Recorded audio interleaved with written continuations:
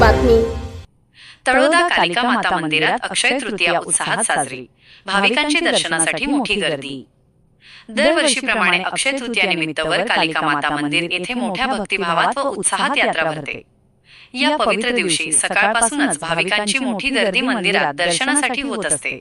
यावर्षीही अक्षय तृतीयानिमित्त लोकनियुक्त नगराध्यक्ष सौ भाग्यश्रीताई चौधरी यांनी कालिका मातेची ओटी भरून पुष्पहार अर्पण करून पूजा अर्चा केली. यावेळी उपनगराध्यक्ष शीतल पाडवी, राष्ट्रवादी पॅनल प्रमुख योगेश भाऊ चौधरी तसेच सर्व नगरसेवक व विविध मान्यवर, ग्रामस्थ आणि भाविक मोठ्या संख्येने उपस्थित होते.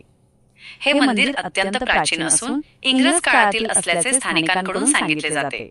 मात्र मंदिराची नेमकी स्थापना कोणत्या वर्षी झाली याबाबत ठोस ऐतिहासिक नोंद उपलब्ध नाही. अनेक ज्येष्ठ नागरिकांकडून माहिती घेण्याचा प्रयत्न केला असता मंदिराच्या स्थापनेचे अचूक वर्ष कोणालाही सांगता आले नाही. त्यामुळे हे मंदिर कित्येक शतकांपूर्वीचे असावे असा अंदाज व्यक्त केला जातो. स्थानिकांच्या श्रद्धेचे हे प्रमुख केंद्र मानले जाते.